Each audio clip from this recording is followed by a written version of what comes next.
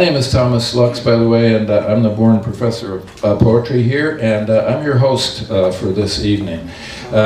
We're finishing our year with two terrific poets. As usual, I'm going to make my comments very brief. I'm going to introduce both of the poets now. Esther Lee will read first, and then Tim will get up when she's done. If you hold your seats for like 30 seconds after Tim is finished reading, so I can thank some people, I'd appreciate that. The whole thing should last about an hour total. So Esther Lee. Esther's fairly new in Atlanta. She's been teaching for the last, not 2 years now, it's only 1 full year, at Agnes Scott, teaching poetry, writing at Agnes Scott across town, Decatur. Her first full-length book of poems, Spit, came out 3-4 years ago from Elixir Press, won a prize. She's also published a chapbook called Blank Missives, her own handwriting. She's won several awards, including Kundiman Fellowship and the Eleanor Benedict Poetry Prize. Her poems, and you will see, are vivid, they're intense, they're formal, and wild at the same time. That's a nice trick to be able to pull off that only good poets can pull off. You'll understand them first, viscerally, in your intuition, in your gut, and then also through their music. She has a terrific ear, as does Tim Seibles. That's one of the things that he is celebrated for. He's published several books, Hurdy-Gurdy, Hammerlock. That's one of my favorite book titles, Hammerlock. I really dig that title. Buffalo Head Solo, I don't know about that title. Fast Animal, which was a finalist for the National Book Award just a few years ago. Siebles' poems are known for their incredible range and vitality. They're known and rightly acclaimed for many things: his fierce imagination, his fearlessness, but I think it's his ear, again, his music, that I love the most. And on top of that, and you'll hear this in practically every poem, his big, crazy heart. Please welcome first Esther Lee.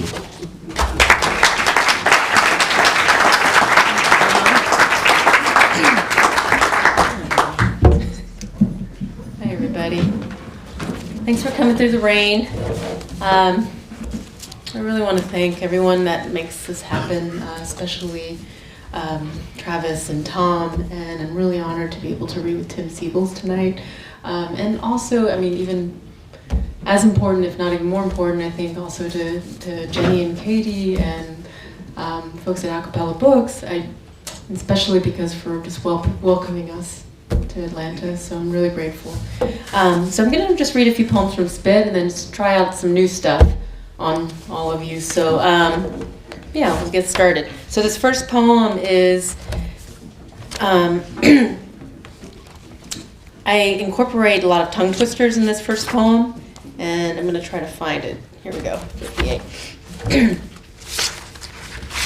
I think I have an affinity for heralding kind of the person you might be maybe betting against. So in this case, the woman Mary Mallon, she was the first diagnosed person to have typhoid. And just reading about her biography, I don't know, I started to think about her and her culinary background, and then I don't know how the tongue twisters came about, but thinking about how weird would it be for readers to actually literally trip on her narrative and have to kind of think twice. So this is for Mary Mallon, and it's titled Tongues for Typhoid Mary. She was considered a linguistic catastrophe. The sixth sick shadow builders, sixth sheep's sick. Typhoid Mary needed a tragedy strategy. I slit the sheet I slit, and on the slitted sheet I sit. This becomes dangerous. At North Brother Island, the doctors say, I'm all right, and I'm a very expensive woman. Greek grapes, Mary craved, Greek grapes. No knife will be put on me. I've nothing the matter with my bladder. Surely my ship's shape. The department first said it was her body's foul platter, good blood, bad blood, black bug's blood. Her intestines, her bowels, then her gallbladder. She wished to sharpen her knives again for food. Eyeing her Irish wristwatch, she winced since no selfish shellfish could ease her mood.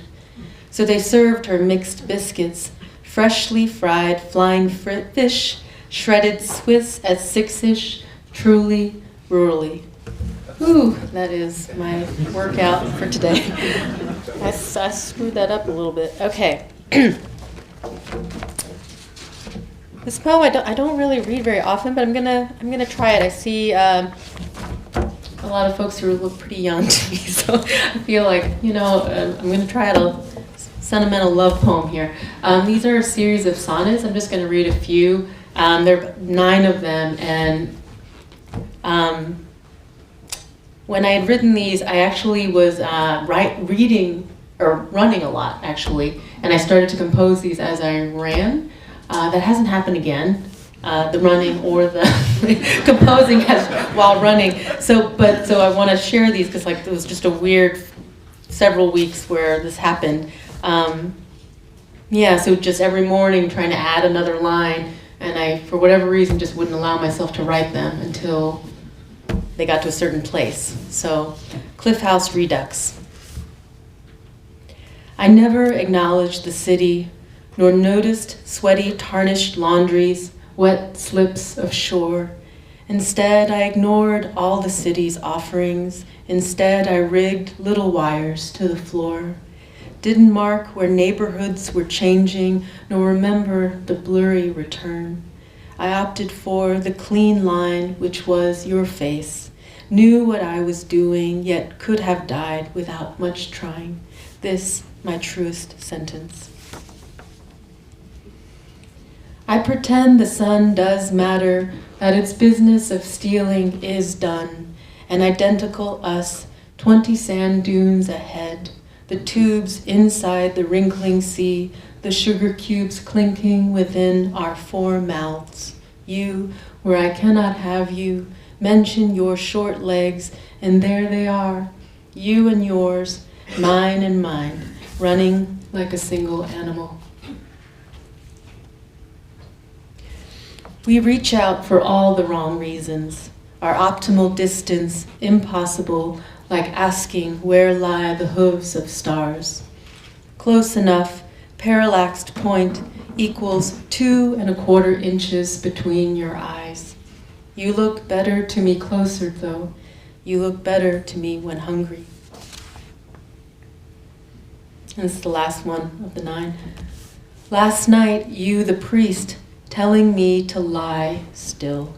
You forgot how I would not cling to your neck at the lake. As no one's dead weight, I flung myself high, then deep, into what had no reachable bottom, and woke up swimming.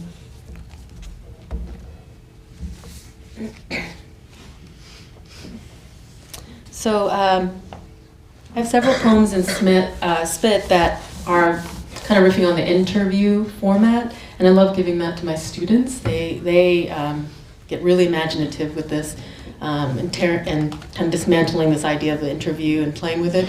And so I would try that for a while and imagining these kind of conversations between Korean American daughter and her immigrant father, and some of the impossibilities of conversation and understanding. So in this 5th interview with my Korean father, it begins with the dad speaking and it goes back and forth. It's very short. So it begins with the father.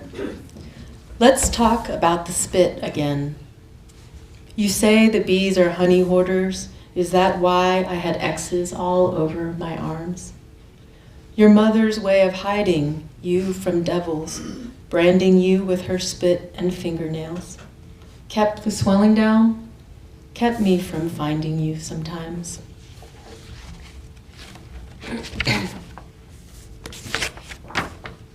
This is the 7th interview, and this is from the daughter's perspective after Muriel Rukeyser. Ask me why you have fewer teeth each year. Ask me what your best friend wants me to tell you. What to tell you? Ask me how I mind the yellow stains of the sun. Never mind the yellow stains. Ask me if we click our teeth while awake or asleep. Ask me, both awake and asleep, what never leaves us alone. Ask me where to save all of it, how to keep you whole life. To keep my whole life, ask me for photos I never take of Amma or of lovers, of my hands. From my hands, ask me for other than rice or meat. If not for rice or meat, ask me why tongues water. When they do, ask me whether the moon resembles gasp or howl. Ask me whether gasp or howl, what Korean words I refuse and what English you won't learn. Ask me who asks you to say them, just say them.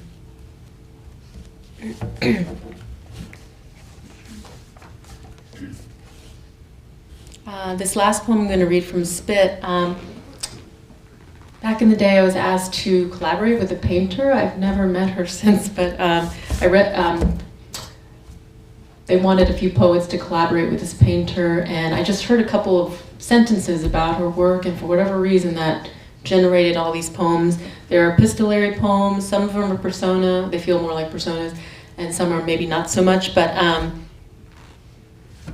the dressee and the dresser, they have partial blanks, and I think if I go back and look at it, I think one of the reasons I was drawn to that idea is I love the intimacy of a letter. I think most of us probably do, right? When we actually receive a letter, or if you're doing research and you read a letter, right? And then at the time, I think this is when the whole DIY kind of trend was starting to kind of blow up. I don't know if anybody's old enough to remember the Ready Made magazine, but I love that magazine, this idea of DIY, and of course the idea of Ready Made with Duchamp and all those guys. So I think I wanted to see like what happens when you try to mash that up. So this is just one of the prose poems. And on just a funny aside, one of the things that sparked it was my sister was about to get married and at a botanical garden, and she wanted my second opinion about it. And it was a botanical garden in Gainesville, and she was going to have a lot of Korean folks, some elderly, and they had signs at the botanical gardens that read, be careful of the alligators. Watch out for the alligators. And I remember thinking, this is a terrible idea. My imagination started to go, oh my God, I could just see the front page of the paper, elderly Korean people eaten alive, blah, blah, blah. So she wanted me to come with her to, check this place out, and we had an appointment to meet with the botanical garden coordinator or whatever. We get there's some miscommunication, the person never shows up, and they're apologetic, and they say, well, so-and-so, the groundskeeper is here, you can talk to him and ask questions. And I thought, okay, sure. So this guy walks in with an arm missing. And my imagination goes, no. But now I can't ask, right? I can't be the jerk to ask, what precautions do you take here? So I didn't ask, but I Googled, thank God for Google, I Googled his name, and sure enough, he had lost his arm from an alligator at the time. So this poem is thinking about that man. This poem has nothing to do with him, but he kind of plays a part in this poem. With these poems, I usually ask for your help to fill in the blank, because I feel that however you fill in the blank, it really changes the tone and implications of the particular poem. So, for example, this one has dear, and it has a partial blank and a suffix. So the suffix is est. So those of you who really like Mad Libs, this is where you can show off your skills. Otherwise, I've enlisted my husband to shout out something. So this one is dear blank est, est, and I've had all kinds of different weird responses. But so if you could help me shout out what you would fill in with dear blank est.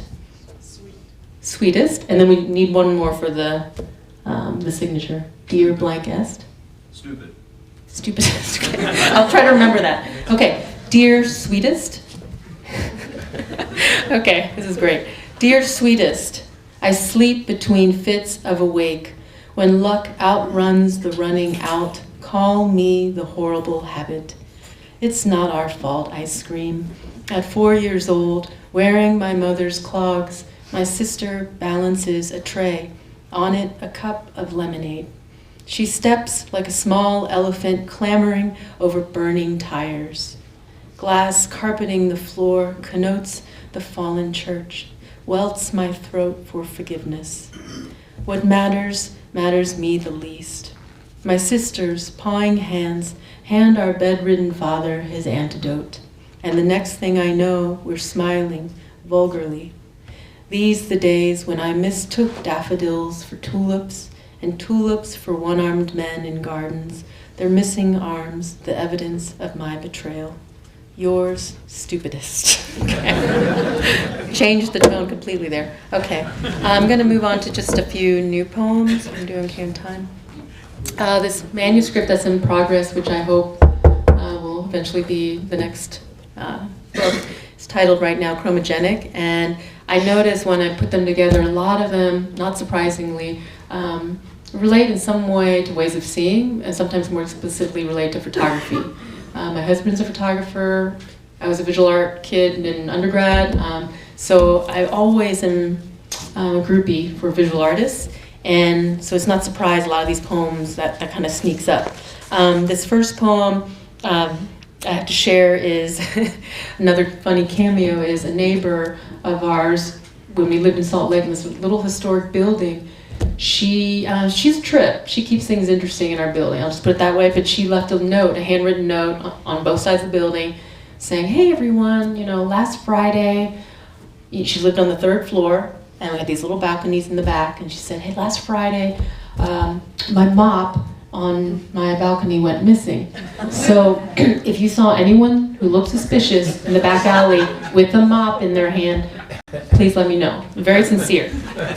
So my husband and I, maybe we weren't the most sympathetic. I do remember, this is my naivete coming into place, I remember in the middle of this kind of laughing, I said, maybe there's a good reason. Like maybe the mop is sentimental, or maybe it's an antique mop. And I was being genuine at the time, that there's got to be some logical reason. And then in the middle of all this, my husband's photographing with his large 8x10 camera, and she walks up and gives some unsolicited opinion about how analog photography is not vegan friendly. So it just, she was on my consciousness a lot. So she's kind of in the background of this poem. So I won't tell you how my husband responded to that. So that which is not paper. Euphemism meant to say that which is not paper carries consequences too. Solutionism being the worst solution. But how does one say this when you long to be the gap in the prettiest statistic? Voiceover in your head insisting you're sad, your mop stolen. And rather than being in the field, you want to be the field, or perhaps a pack of dogs or mice laughing in a frequency they don't share. Somewhere on the playground, though, you find graffiti of a penis, which children mistake for the Easter Bunny. Had it not been for chemicals leaching into the yard, nor the false positives, you might have said, stars are not drifting, we are.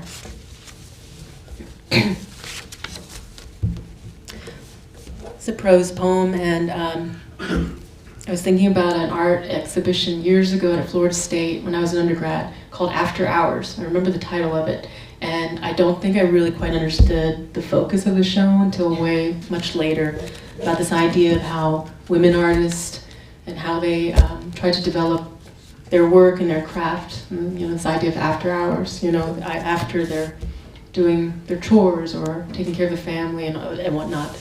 So just thinking about that. Before, a poem about suspension.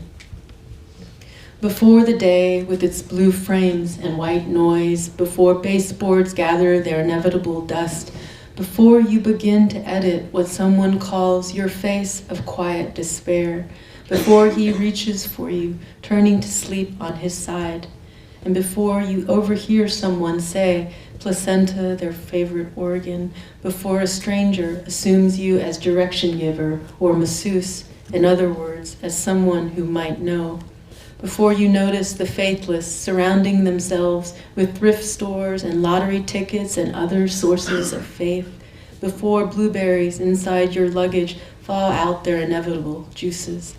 And before your mother describes your father shoving her head against the cash register, before she says his lack of apology, before jars unseal their lids simultaneously, before mammals come up for air or for food, and before your friend after 9 days reaches her destination, before he sleeps on his side and turns to reach for you, before light travels the length and beyond the curtains, before reverb steeps your ears, before the clicking resumes its inevitable cadence, before the phone rings, behind which the voice of someone who never calls, and before you draw more attention to mistakes than if they were left standing.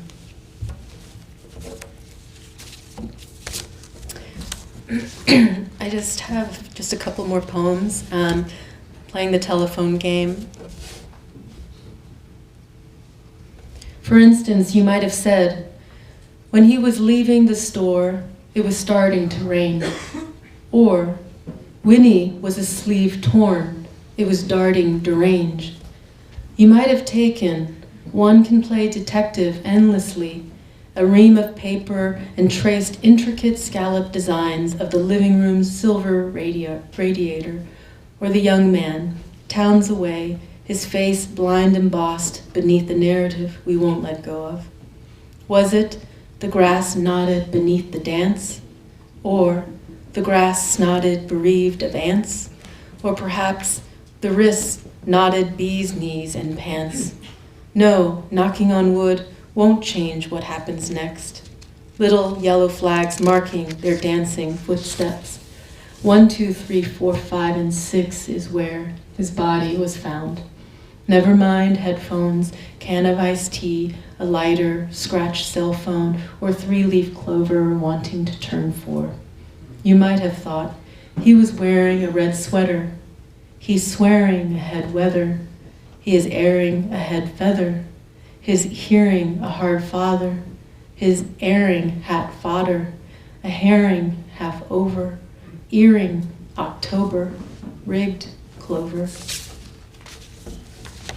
These last two poems are from a series that are very much in progress. They're called Laban Notations, and that's referring to Rudolf Laban, who's a dance theorist. And starting just last October, November, a student of mine introduced me to his work, a dance student. And I really was captivated by that idea of returning to the body, and always that idea of like, how do we belong to a collective, and yet, we might belong to it, and how do we feel exiled from it at times and retain autonomy? So I feel like that's so complicated, so I started just trying to write about it. Laban Notation number 1 for Robert Hayden. Give me back to my body, not the same narratives you write every day, nor wheels on ends of piano legs, but rather a momentary transcendence, or at least system overridden, before you take a bullet in the back. Across the stage, we buckle in whatever direction, sway and pivot in open air theater.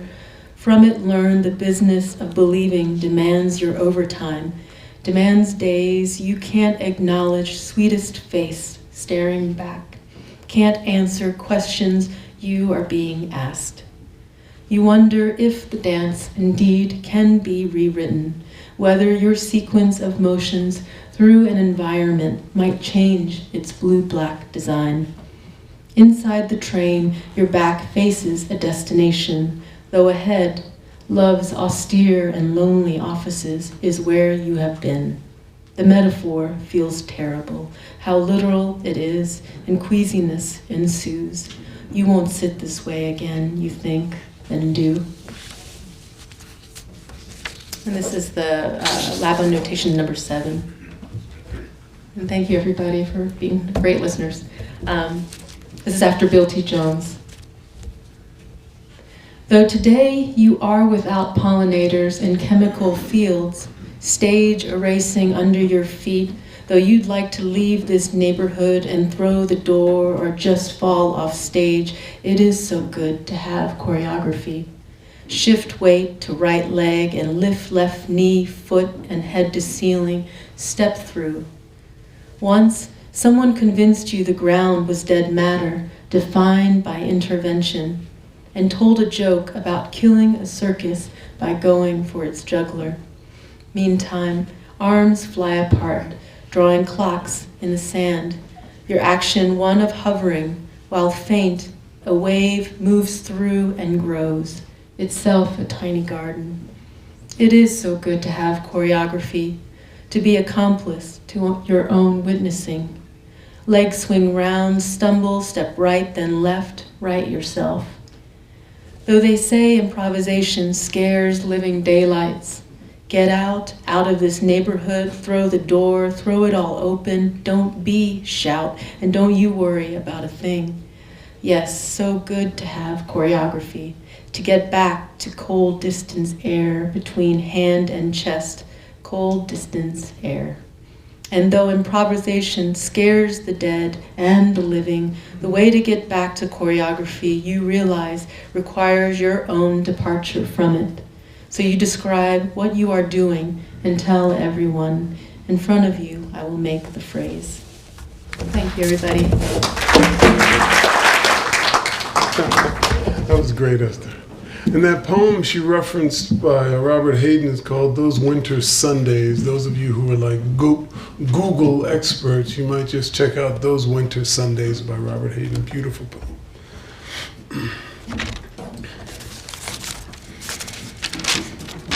Thanks for having us, Tom. This is great, beautiful room. Thank all of you for braving the crazy weather.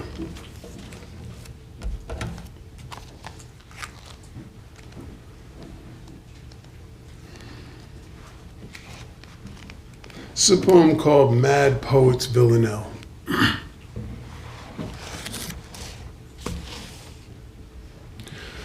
The sunrise is nice, but the night side is bad. When light breaks the dawn, a black sky turns blue. I think I know why certain poets go mad. I once rode the cosmos in a suit stitched in plaid. The earth was my spaceship, and me, the rough crew. The big light was nice, but the night side was bad. I can't understand why I can't understand. They learned me some books, and their churchery too. It's pretty damn clear why the poets turn mad. It's a bootyful life. Shouldn't sex make us glad? But the first touch of lips brings the turn of the screw. The first light's good light, but the blind side is bad. Be all you can be, like it says in the ad, and do a few things that the Janjaweed do. You can see why the sweet poets run mad. Sometimes I think I've been totally had. I fell for this life because I thought life was true. The daylight's all right, but the sunset is sad. It looks like this chance is all that I had. I say to the mirror, that just can't be you. I guess I see why half the people go mad. Maybe if I could just talk to my dad. Didn't it seem like your dream would come true? The sunrise is nice, but the blind side is bad. I think I know why certain poets go mad.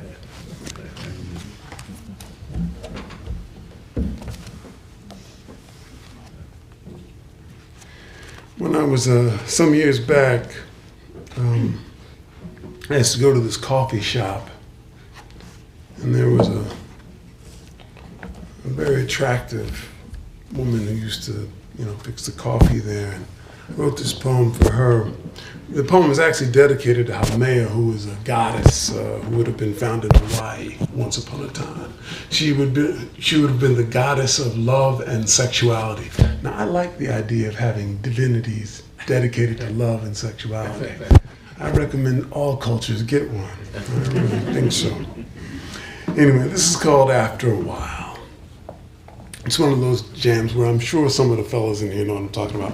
Sometimes you just cannot say what you would like to say. So it ends up in your head working all kinds of madness in your skull. Right? She was fine, gentlemen. I will just... All right. After a while. And wasn't the wind wet like April, late April, rain blown from the bell of a blue clarinet, and her hair, the dark guitar of it, and later the long legs of sunlight uncrossed but unseen. Such instruments, so many mad edges made into music. Her arms open like a storm. If I didn't want so much, why would I ever say anything? My heart takes the corner on two wheels. Her slow walk, slow enough to see by. My mouth harps and harps, but what language is this? Dumb notes in a dumb key. I flame and I fizzle. Why am I so sickly and tame? Even now her hips play the world. Bring my voice. I should praise like a sax. I should stage the essential noise, as if any minute I could die and the days would forget me. And won't they? Isn't it just a matter of time till somebody stutters, Siebles is dead. I'm already dead. My life looks for itself in the windows. And what will I do after a while? 10,000 years with all these almost words still tied in my throat. Her hair, the strum-drunken tongue of my heart. Always her eyes, always so undarkably dark.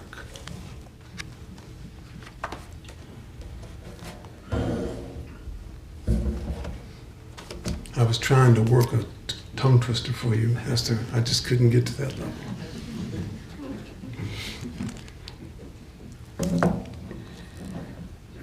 This is a poem called Vendetta, May 2006. It was written during the George W. Bush administration, but I think, sadly, most of the time, the political scene invites a certain kind of rage. It has an epigraph by Henry David Thoreau, and people always think that Thoreau was always at Walden Pond, but Thoreau was not always at Walden Pond. He had all kinds of ideas, and he was pretty radical in a lot of ways. A big supporter of John Brown, for example. And he said this: my thoughts are murder to the state, and involuntarily go plotting against her. Vendetta, May 2006. As if leaving it behind would have me lost in this place, as if keeping it could somehow save me from the parade of knives. I have held my rage on a short leash like a good mad dog whose bright teeth could keep the faces of our enemies well lit. Is it wrong to hate the leaders? Am I wrong to hate their silk ties and their secret economies? Am I wrong? Am I? Look how they work the stage like cool comedians, ribbing the nations this way, then that. Gaffe after giggle filling the auditoriums with the empty skulls. Maybe this is the moment to abandon metaphor. Shouldn't somebody make them suffer? Now that war is easy money, won't the reasons keep coming to see how well people die? I guess this is the world I was born into. Moonlight, sunshine, kind city of my mother's lap, my father tossing me up and catching me. I remember the first time I saw autumn outside my window. The colors came with the smell of burning leaves. And starving in our basement, the crickets trying to stave off the chill, still working their little whistles after dark. I think even then I knew a season would come for us. The wind tilting slowly, but suddenly everyone is under the cold, still holding on to their wallets as the government quietly turns, and day after day, the terrible stories cover everything.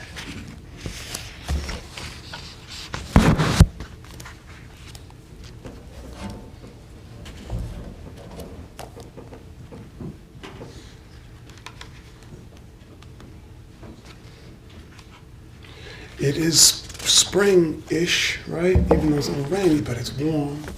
And I'm so glad to see it. I imagine you must have had a rough winter down here as well. In Virginia, that's where I'm coming down from.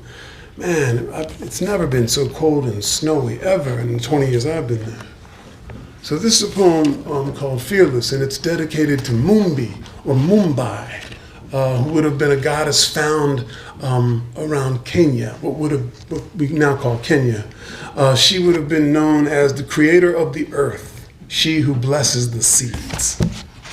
So this is dedicated to her. Fearless. Good to see the green world undiscouraged, the green fire bounding back every spring, and beyond the tyranny of thumbs, the weeds and other co-conspiring green genes, ganging up, breaking in, despite small shears and kill mowers, ground gougers, seed eaters. Here they come, sudden as graffiti, not there and then there, naked, unhumble, unrequitedly green, growing as if they would be trees on any unmanned patch of earth, any sidewalk cracked, crooning between ties on lonesome railroad tracks, and moss, the shyest green citizen anywhere, tiptoeing the trunk in the damp shade of an oak. Clear a quick swatch of dirt and come back sooner than later to find the green friends moved in, their pitched tents, the first bright leaves hitched to the sun, new roots tuning the subterranean flavors, chlorophyll setting a feast of light. Is it possible to be so glad? The shoots rising in spite of every plot against them, every chemical stupidity, every burned field, every better home and garden, finally overrun by the green will, the green greenness of green things growing greener, the mad earth publishing her many million murmuring unsaids. Look how the shade pours from the big branches. The ground, the good ground, pubic and sweet. The trees, who are they? Their stillness, that long silence, the never running away.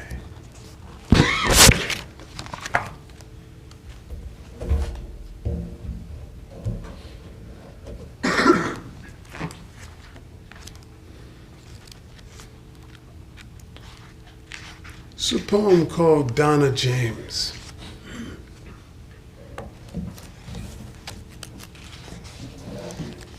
Donna James. I remember that first time, the empty auditorium, her voice, the dark all around us, her voice I'm sorry. Let me start again. I remember that first time, the empty auditorium, her voice, the dark all around us, her mouth reaching into mine. She was Freddie's foxy older sister, and I didn't know why she wanted to kiss me. She had already finished high school and probably shouldn't have been walking the halls, but she always called me her friend. So one Monday after gym, I found myself beside myself in front of her house with my trench coat and lunch bag, probably not looking much like Shaft. Inside, the air held warm milk, and we talked a bit about her baby and her aunt who paid the rent painting cars. Maybe she liked me because we were both black and mostly alone in the suburbs, but I hadn't thought about that. It was her voice that got me. Banked fire, the color of dusk, her voice, and my name was smoke in her mouth. I think about it more than I should now. That January noon, an hour before algebra, how most days I'd be thinking football or replaying the 70-some kisses I'd gotten over those lean years. But that day, Donna and me were on the couch, munching potato chips. Ruffles have ridges, she kidded, coming from checking the baby who'd slipped into a nap. I was kind of disappointed that we hadn't done anything. But I needed time to get back to school, so I started to stand. She said, "Wait, look at this mess." And with her left hand, she brushed the crumbs from my lap, the way you'd whisk away lint. Then swept over my pants again, to be thorough, I guess. But slower. And then some more, as if her hand were getting drowsy. You know how sometimes you see something, but just can't believe it? Like a squirrel bobbling a biscuit on your kitchen counter, or a cricket creeping the red feathers of your mother's Sunday hat. Her hand, there, on my lap, could easily have been a 5-fingered flying saucer from the 5th dimension. For a while, I just watched and wondered if she knew where her hand had landed. But it was me who didn't know. Me with my 6 dozen kisses and the great Eden of my virginity. How do we not talk about it every day? The ways we were changed by the gift in someone's touch. Your body, suddenly a bright instrument played by an otherwise silent divinity. When I heard my zipper, I couldn't have said where my arms were or what a clock was for.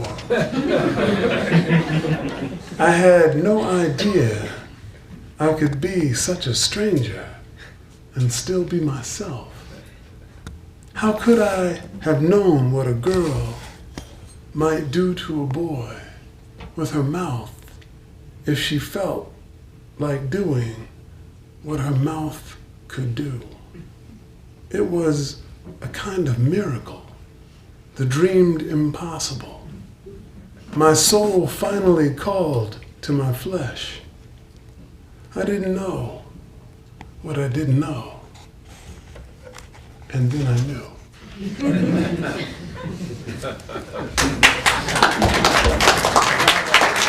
Thank you. Thank you very much.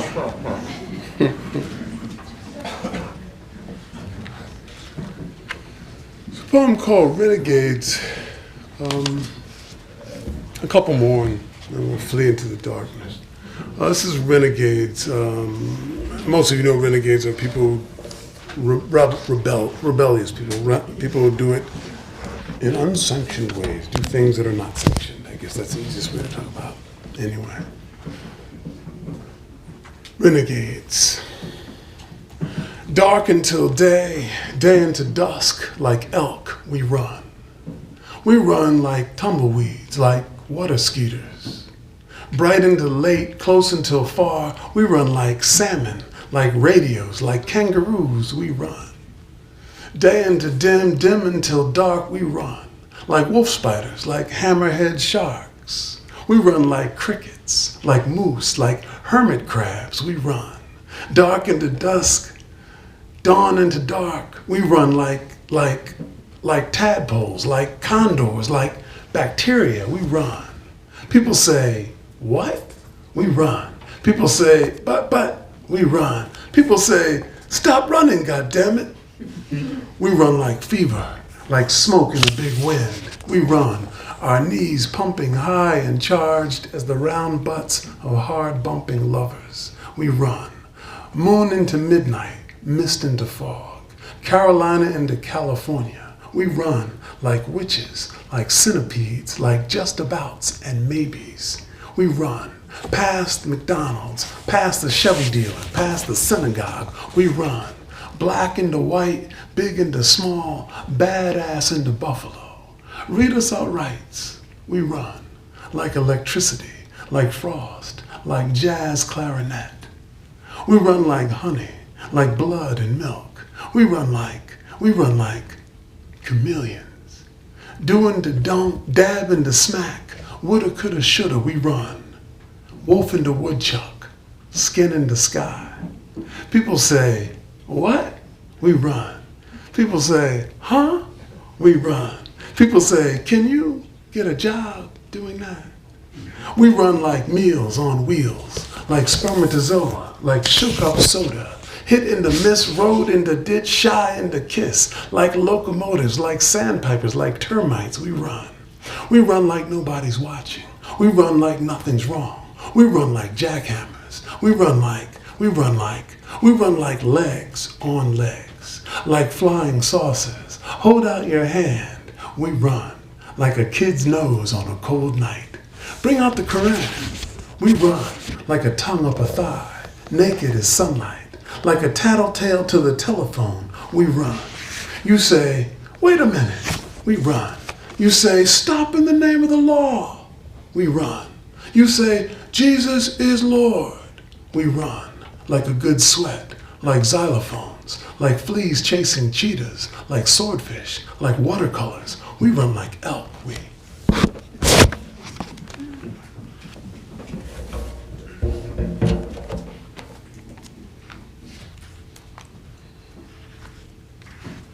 It's a poem called Faith.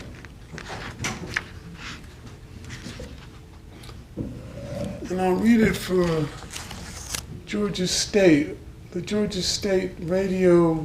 There they are. Yeah, there you are. They have a poetry radio show at Georgia State. And she played this poem apparently on there. So, kicking this one for y'all.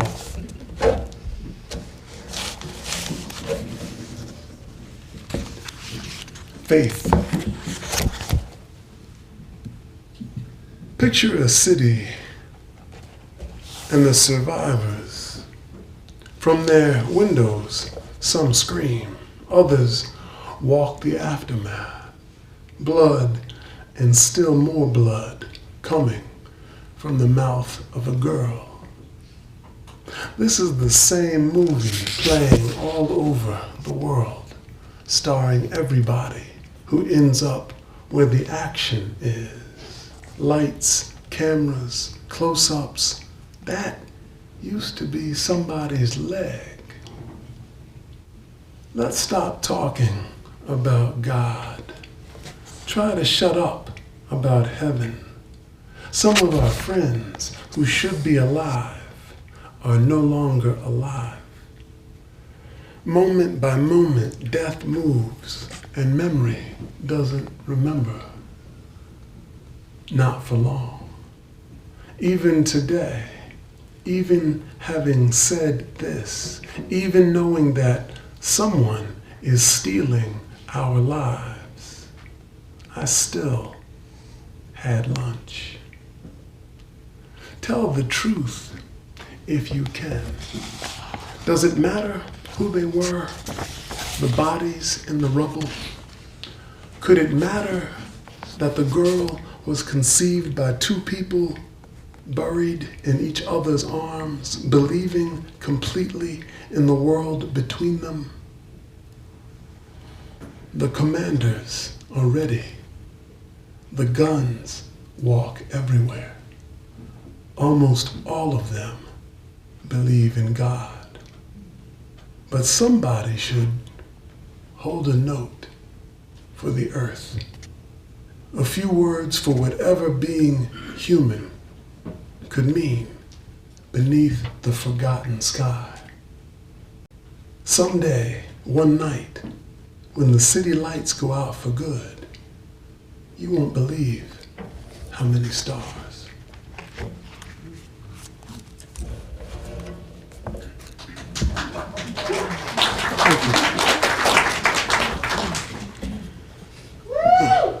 All right, thank you. Anyway, I'm going to read this poem, Land Ho, and it's dedicated to the New World. You know, when you were out at sea looking for the New World and you saw land, you're like, Land Ho, right? That's where the title comes from. But also, when I was a kid, they used to have all these pirate movies, and I don't think they have them on very much anymore. You guys who are young, you don't know what you're missing, man. Anyway, and the pirate thing was that, at least I always thought it was the pirates. They always said, "Avast ye, mateys," you know, and I never knew what that meant, so I looked it up. So when you say "Avast ye, mateys," you're saying, pay attention, fellas. Hold up. That's what it means, right? Anyway, so that's in here too. Everything else is just going to be what it is. All right. Land Ho.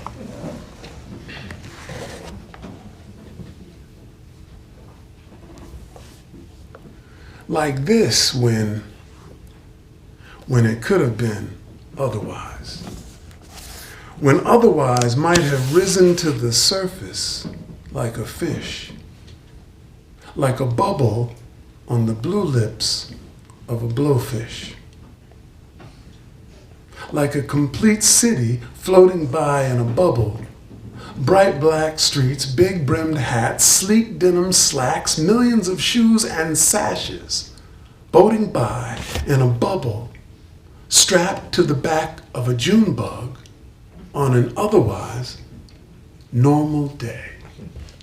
Arg! Avast ye, mateys! A day. Just grab you one. A sky full of sky, and otherwise wilder still air. As much as you want, more than you could ever breathe. Yo ho ho, one ubiquitous lunch it be. And squeezing through the seams, unrecorded, unconsidered things, spiced and languorous, but so all readily delicious, like a sweaty runner. Between her legs, an afternoon sweet as an ocean, swizzling under summer's orange kiss. The slow aromas wafting ashore, so bold, so unforgivably welcome. Ahoy! Ahoy! And you are there, and we are there with sandpipers and their piccolo beaks, and two tubas threatening to play the beach. The tubists themselves, all a tango, circling, lockstep left and true, sunshine shocking the blue brass.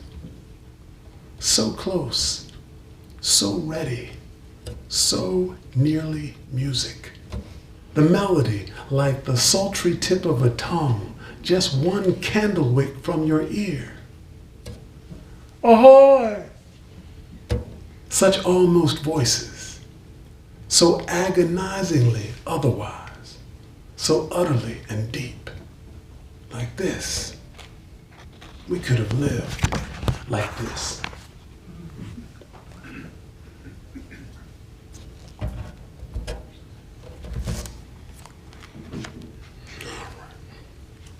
time is spent.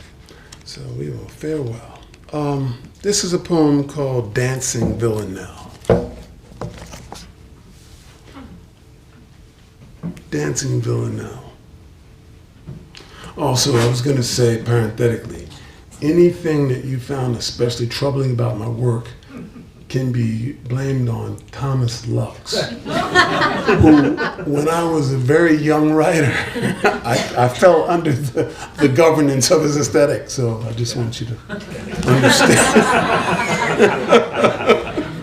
All right, Dancing Villanelle. I guess nobody ever really stands a chance. Man, even the good guys wind up dead. But shouldn't we dance? Shouldn't we dance? I caught the mean truth in a midlife glance. The friendliest innocence is finally bled. Parents must know kids don't stand a chance. These long-legged women got me looking askance. Is monogamy honestly better instead? Let's all of us dance. Couldn't we dance? I wish Mom had warned me a bit in advance. For the rest of my life, I'll be face down in bed. You learn to accept that a man's got no chance. I'd like to receive a nice blowjob in France. A touch of détente to help beat back the dread. If you ask real nice, won't they stand you a chance? Suppose I show up and just take off my pants. There's a good chance I'd get kicked in the breads. But couldn't we dance? Shouldn't we dance? Let's work like zombies, walk malls in a trance, and buy all the bullshit they shine in our heads. Why even wake up if they won't let you dance? I'm gripping the wheel with both of my hands. Wherever you go, the clocks ring out the dead. I guess nobody ever really stood a chance. But didn't we dance? Didn't we? Thank you very much.